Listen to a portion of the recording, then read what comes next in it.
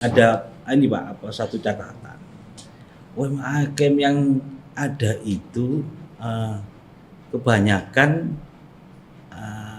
kurang punya mental kalau dari pengusaha itu kan kalau gagal coba lagi, gagal coba lagi. Ini ini kira-kira menurut Pak Ida ya apa ini supaya orang KM ini harus kita bantulah mereka gitu ya. Intinya supaya mereka bisa bersaing dengan produk-produk lain kan kompetitif, itu Mas ya, gitu. Betul, kompetitif. Jadi kita juga nggak ragu atau kita mohon maaf lah, kita nggak memandang remeh.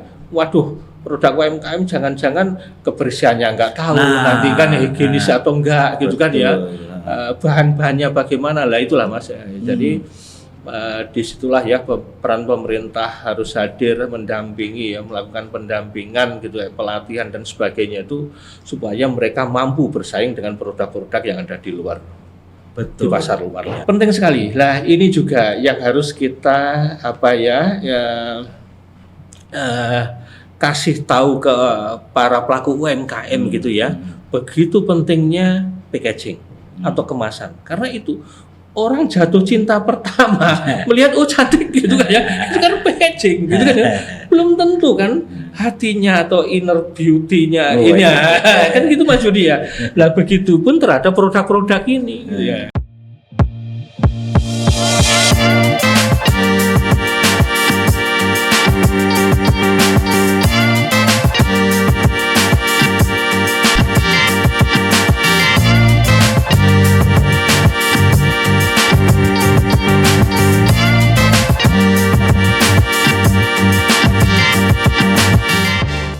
Ya, assalamualaikum warahmatullahi wabarakatuh.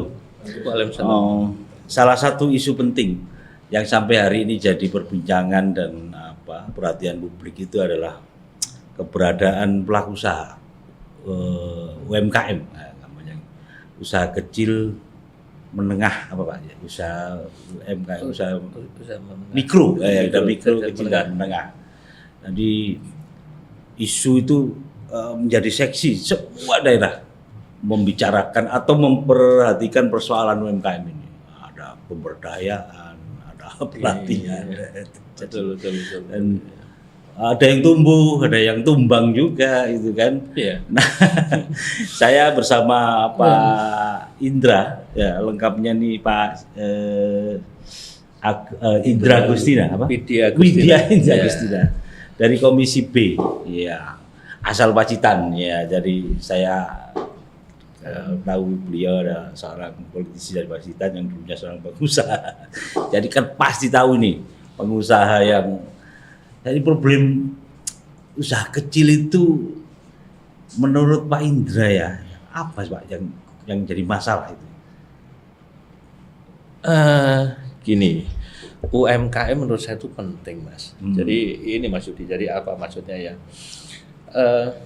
Justru UMKM itu suatu ujung tombak lah perekonomian kita, gitu kan ya. Kalau UMKM-nya kuat gitu ya, insya Allah lah ekonomi bangsa ini biarpun dulu juga pernah ini ya terjadi krisis gitu ya, gitu itu. Tapi kan dampak kita nggak begitu karena salah satunya itulah ya. UMKM kita punya UMKM yang kuat lah gitu ya. Itu jadi penting sekali gitu ya. Jadi malah justru ujung perekonomian kita yang betul-betul sampai grassroots lah istilahnya yang dirasakan masyarakat itu ya justru di UMKM. Makanya itu harus kita jaga gitu ya. Harus kita support penuh lah gitu kan supaya mereka juga bisa berkembang.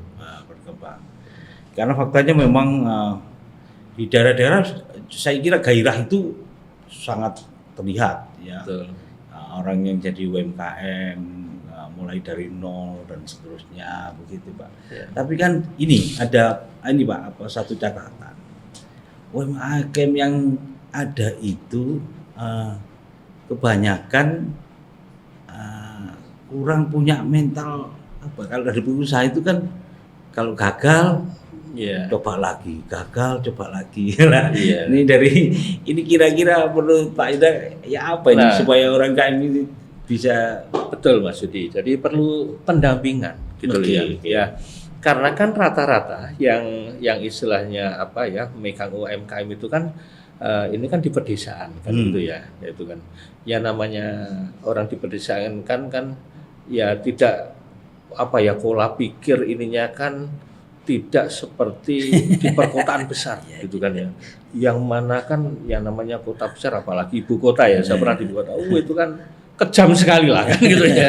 Jadi istilahnya malah ada guyonan itu ibu kota lebih kejam daripada ibu tiri kan gitu ya. Jadi dalam arti di sana kita harus betul-betul tough, jadi orang itu harus ya itu tadi seperti Mas Yudi bilang, kalau gagal bangkit lagi, jatuh berdiri lagi kan gitu loh. Nah itu mental itu mungkin yang di orang-orang desa belum sampai segitu ya. Jadi makanya perlu kita kasih pendampingan, perlu kita kasih apa istilahnya ya, pelatihan gitu ya. Memang harus terus itu Mas Yudi, karena merubah mindset itu ya tidak semudah membalikkan telapak tangan kan gitu ya. Itu kan harus continue, harus terus lah. Iya. Karena beberapa ini ada salah satu kasus ya, mungkin ada menggelitik Pak. Jadi ini makanan, UKM dari sektor makanan Pak. Suatu ketika ada institusi yang memesan lah, katakanlah begitu, karena dia peduli dengan UMKM supaya UMKM-nya hidup. Iya. Pada itu kemudian dia ngirim apa yang disebut tester itu Pak, apa ya? Iya tester lah ya, untuk dicoba. Rasanya oke Pak di testernya. Terus kemudian dipesan, sehari pertama rasanya oke, sehari kedua oke, pada hari keberapa itu mulai berubah. Iya. Nah, ini bisa saja kemungkinannya dua Pak, dia dikerjakan orang lain atau dia sendiri mengurangi bahan supaya mendapat kayak gitu, tapi banyak Pak. Nah, iya Mas Yudi, gini, kalau menurut saya itu juga bukan cuma terjadi di UMKM lah ya gitu ya. Mungkin UMKM yang baik juga ada yang nggak seperti itu kan gitu ya. Nah itu mindset kembali lagi Mas Yudi. Maksudnya gini loh, mohon maaf lah ya, ini bukannya ini ya, bukannya apa ya, rasis atau apa ya, maksudnya gini ya, kita itu harus belajar dari bangsa lain lah gitu ya, tidak perlu saya sebutkan ininya gitu kan ya. Kalau bangsa itu setahu saya gitu ya, betul-betul dijaga Mas, kualitas itu dijaga. Quality product kita sendiri ini ya, pribumi termasuk saya lah di situ. Itu maksudnya kadang-kadang di situlah kalau sudah merasa laku, sudah ada gitu ya, kita terlena. Maksudnya kita tidak menjaga mutu, kualitas ya. Nah itulah, bahkan mungkin dikurangi udah laku gitu kan ya. Dan biar untungnya lebih banyak gitu kan ya. Akhirnya mengurangi kualitas itulah ya. Nah itu salah lah menurut saya ya. Kita itu tadilah, kita harus belajar bisa mempertahankan mutu. Jadi karena gini, apapun itu bagi saya itu merupakan, biar itu tadi kan contoh makanan ya. Menurut saya gini loh, apa ya, itu kan produk gitu. Betul. Jadi yang mana produk itu juga harus membawa trust bagi pembelinya gitu kan ya. Kalau seperti itu kan akhirnya kehilangan kepercayaan. Betul. Itu kan ya udah besok nggak pesan di situ lagi kan itu Mas Yudi ya. Jadi maksudnya ini yang kadang-kadang oleh apa ya, mereka nggak disadari bahwa dampaknya itu nanti juga efeknya malah merugikan kita. Dan seperti kita kan budaya istilahnya dari mulut ke mulut. Sekali si A tadi ngomong, wah jangan beli di sana. Betul. Ternyata sekarang ini nggak seperti dulu, rasanya beda gitu ya. Udah, kita juga nggak jadi beli di situ. Kita akan beralih ke orang lain. Nah itu kan akhirnya yang rugi kan dia sendiri Mas Yudi. Jadi itulah ya, itu ya itulah yang harus kita apa ya istilahnya ya kita ajarkan ke mereka gitu ya, supaya bisa menjaga mutu gitu ya. Kualitas itu harus kita pertahankan. Jadi urusannya mentalitas itu jadi penting ya bagi UKM. Betul. Dimanapun Mas, yang namanya mentalitas itu. Ini selain dia terampil, mentalitasnya ya harus kuat juga supaya nanti menghadapi badai anunya ini. Betul. Karena ini dirasakan banyak. Yang tumbuh juga ada, terus yang layu juga banyak juga. Dan tapi ya ini kan upaya. Tapi memang saya sepakat dengan bahwa itu salah satu potensi besar kalau itu dikembangkan. Nah, ngomong-ngomong soal itu, sebenarnya apa yang peran pemerintah yang diperlukan untuk mendorong UMKM ini agar lebih meningkat, Pak? Ya, ada beberapa langkah lah Mas ya. Misalkan itu tadi ya, kita kalau misalkan ini ya di dunia saya ini, jadi ada pelatihannya kan gitu ya. Kita permudah akses permodalannya kan gitu ya, karena UMKM juga butuh modal gitu ya. Itu kita payungin dengan payung hukum, misalkan dengan perda gitu ya, untuk melindungi UMKM gitu ya. Itu banyak hal yang bisa kita lakukan gitu. Itu jadi intinya kami harus melindungi UMKM supaya mereka bisa tumbuh berkembang dengan ya lebih baik lah ya, dengan adanya jaminan tadi dari pemerintah gitu ya. Ada kemudahan dari pemerintah kayak gitu ya. Jadi pemerintah harus hadir di situ memang Mas.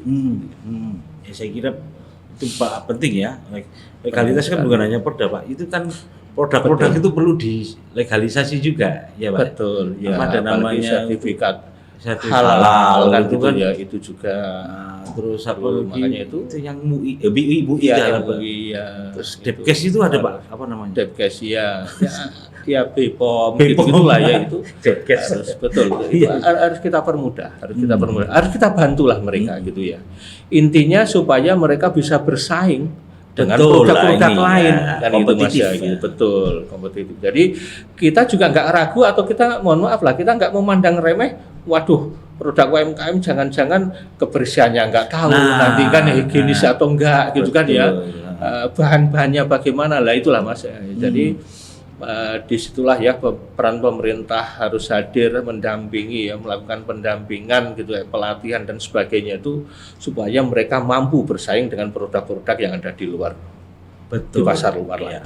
Selain sehat, halal ini juga penting. Apalagi mayoritas penduduk kita juga muslim gitu Pak ya, yang harus clear dalam urusan keamanan.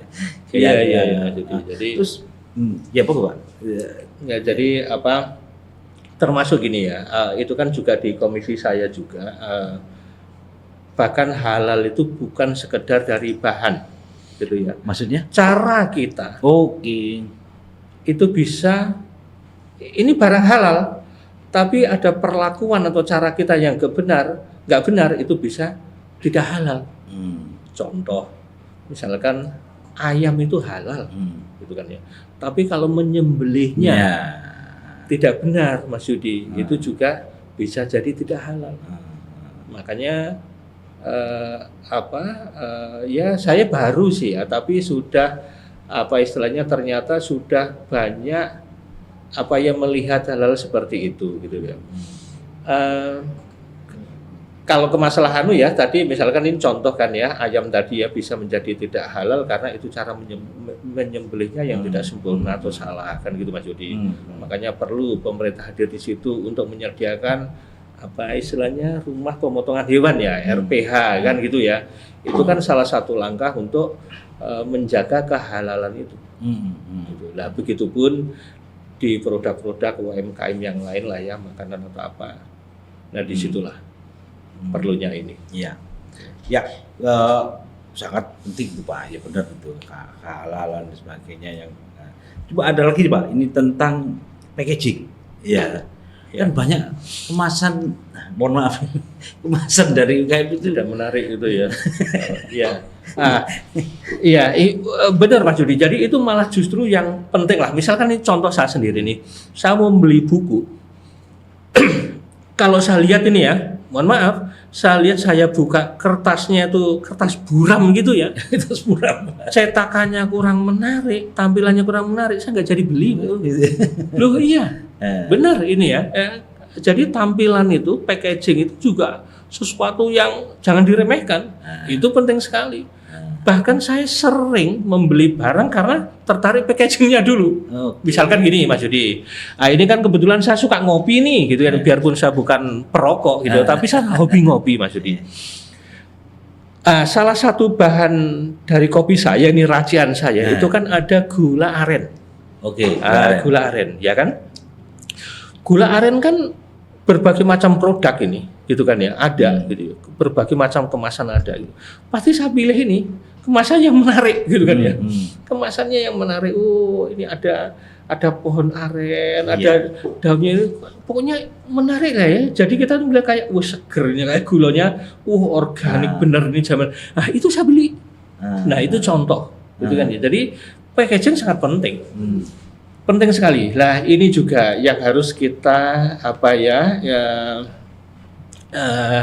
kasih tahu ke para pelaku UMKM gitu ya. Begitu pentingnya packaging atau kemasan. Karena itu orang jatuh cinta pertama melihat cantik gitu kan ya. Itu kan packaging gitu kan ya. Belum tentu kan hatinya atau inner beauty-nya ini kan gitu Mas Yudi ya. Lah begitu pun terhadap produk-produk ini. Ya, ini kayak Mas Yudi nih punya buah ini di sini ya. Makanya saya kurang tertarik. Mohon maaf Mas Yudi lah, ini polosan gini coba kan kalau dikasih gambar kemana, wah ini kayak betul.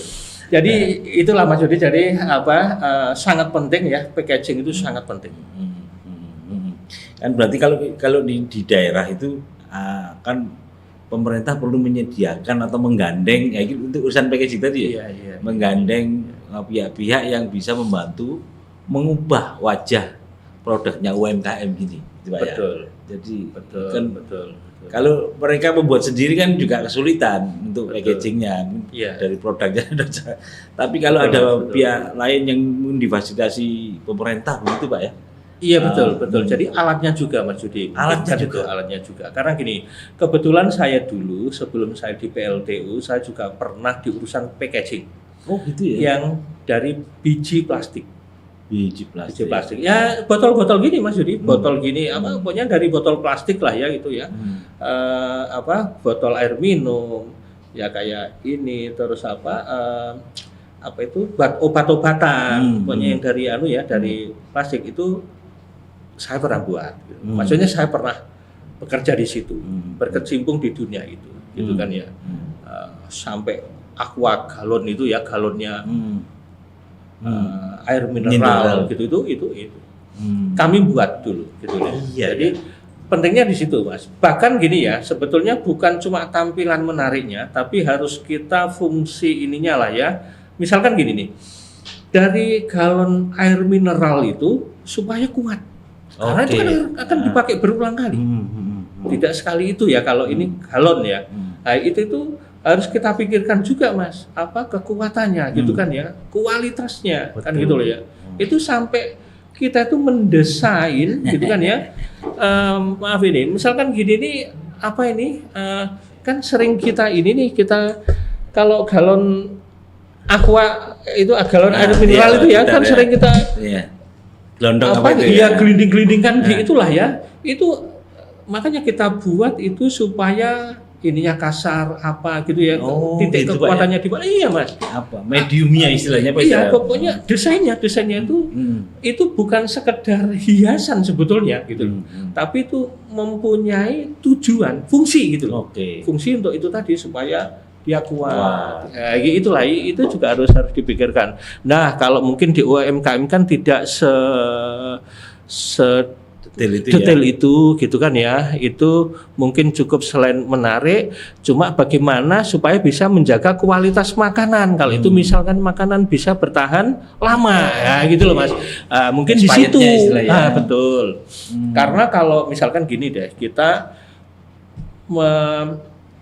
membungkus makanan produk misalkan dari bubuk jahe lah ya, ini salah satu hasil UMKM seperti di Pacitan kan ada ya, dari jahe itu sudah kita keringkan, kita gitulah ya, itu kan dikemas, misalkan kemas dengan vakum dan kemasan plastik biasa kan beda. Ya, pernah itu loh Mas. Itu karena kalau vakum itu bisa lebih awet. Betul, awet. Nah, itu jadi memang waktu itu saya kacang Pak di vakum. Nah, betul Mas. Nah itu.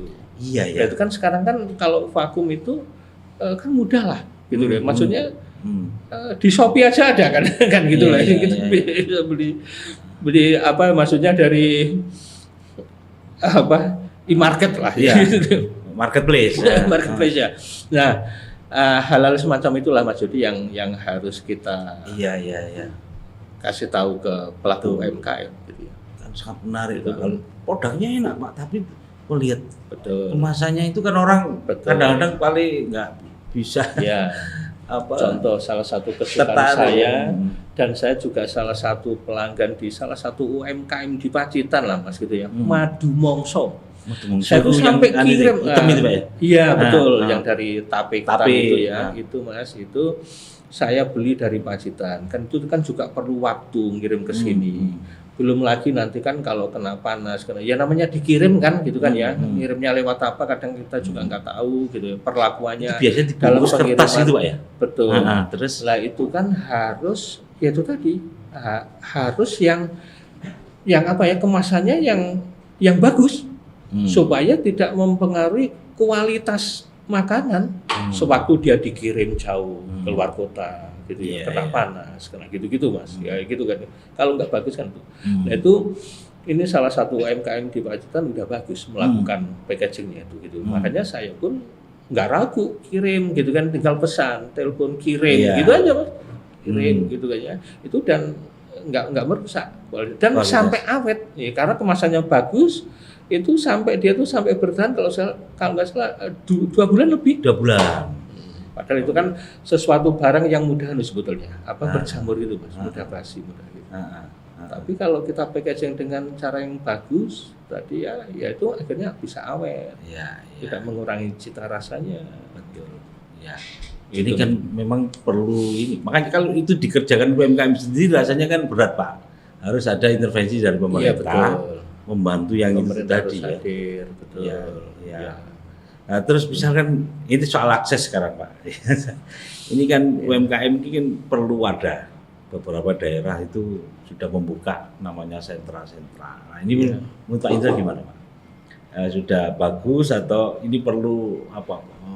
Tambahan? Ya perlu inilah Mas ya, perlu diperbaiki lagi atau perlu didorong lagi lah ya supaya karena kembali lagi sebagus apapun produk kita, kalau market pasarnya kita sulit, ya percuma. Itu, Mas. Dan itu saya juga ya waktu itu saya pas inilah ya turun ke daerah, ke dapil gitu ya. Itu salah satunya itu Mas, mereka juga mengeluhkan pemasarannya, marketnya. Jadi ada salah satu UMKM kami gitu ya di Pacitan gitu ya, di dapil kami itu apa itu Mas, membuat ini loh, makanan? Bukan, hiasan itu. Apa, aksesoris? Misalkan iya, hiasan kayak apa Mas, kayak kemoceng gitu ya. Ada kemoceng. Kemoceng itu yang buat bersih-bersih, buat bersih-bersih. Itu terus ada yang dari waktu kecil saya itu ini juga suka bikin gitu, misalkan ini saya panasin, saya bakar apa plastik ini saya bakar, terus nanti saya tetesin di misalkan ini saya cari ranting ini Mas ya, ini ranting pohon gitu ya, saya tetesin ini yang apa plastik yang sudah saya bakar meleleh gitu kan ya, akhirnya membungkus ranting ini kan, akhirnya kan terkesan gimana gitulah ya rantingnya. Kalau eksotik apa itu? Iya, jadi kayak seni gitu. Pokoknya jadi bagus lah Mas. Kalau ini cuma ranting biasa gini kan kurang menarik gitu. Apa ini ranting kan gitu. Tapi kalau sudah kita lelehin tetesan ini, itu terus dia bikin nanti terus ranting-ranting itu di ujung-ujungnya dikasih bunga-bunga. Jadi kayak membentuk pohon bonsai gitu-gitu loh. Iya Pak. Nah, bukan vas bunga ya. Bukan. Itu saya kecil itu sudah melakukan itu, bikin gitulah apa yang di craft atau kerajinan atau apa ya? Iya ya, kerajinan ya. Kerajinan ya. Ya, itu mengeluhkan Oke.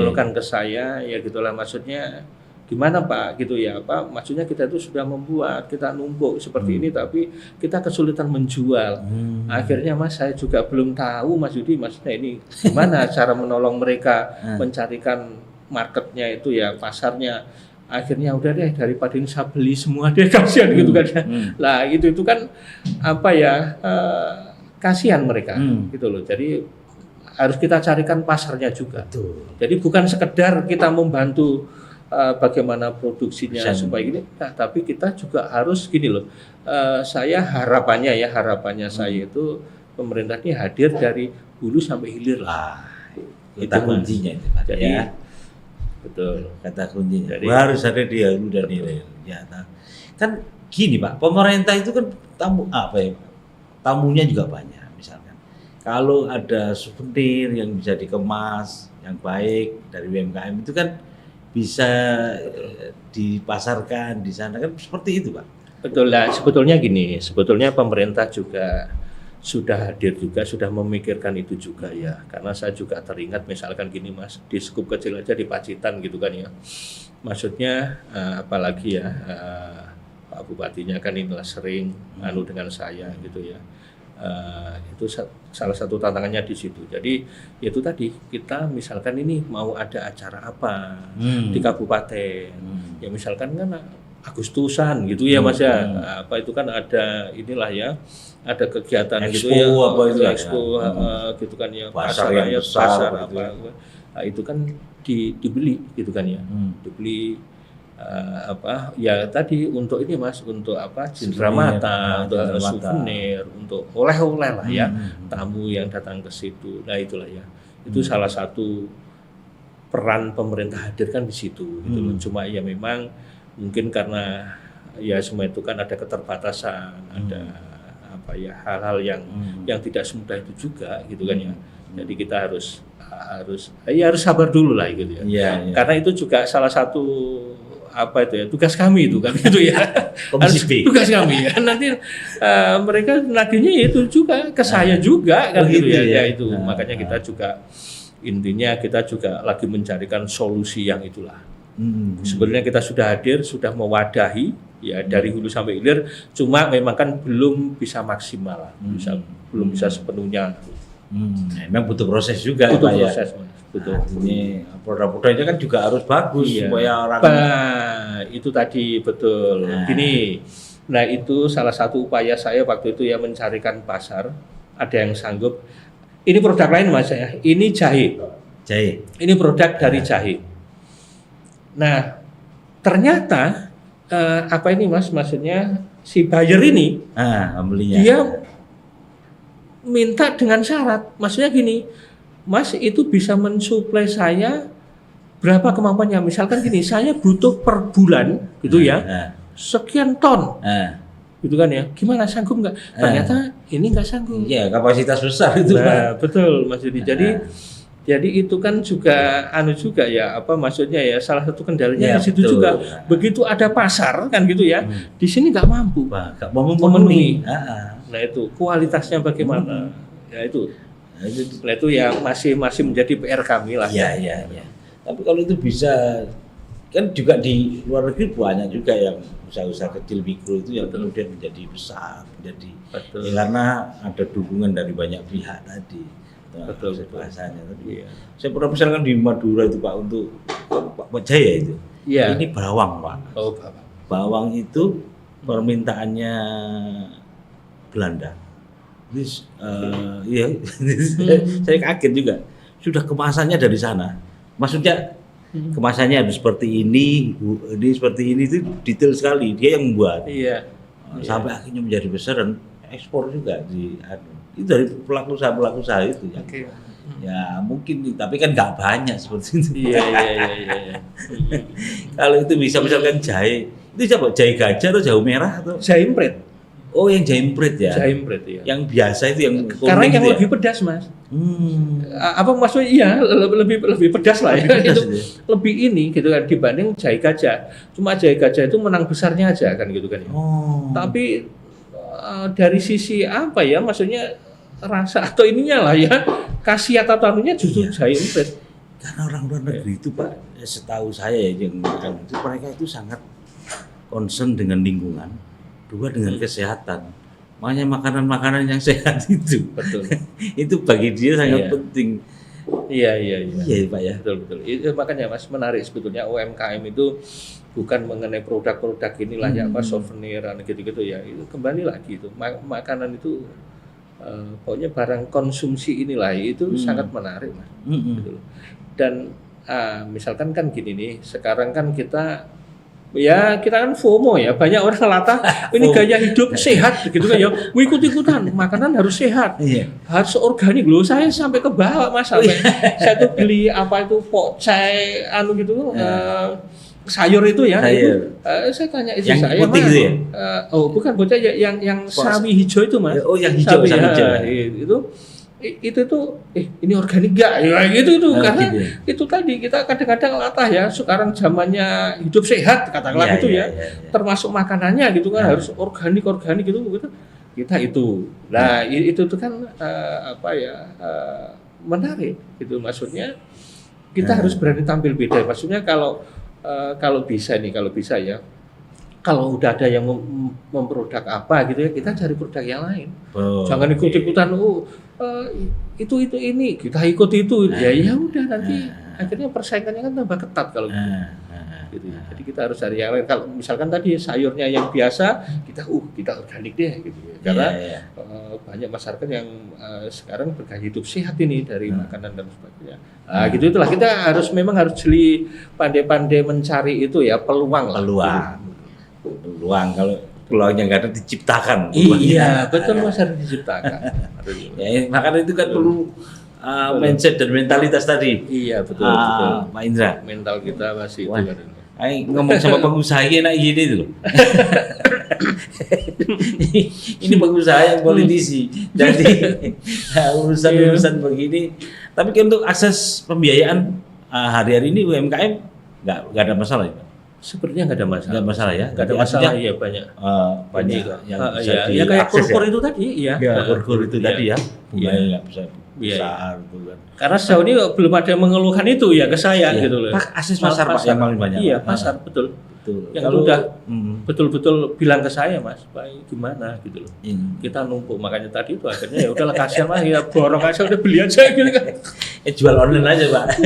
Biasanya kan yang unik-unik itu orang-orang senang juga ya. Iya sebetulnya. Makanya dia perlu dibekali. Betul. Ya, akses literasi digital. Betul ya.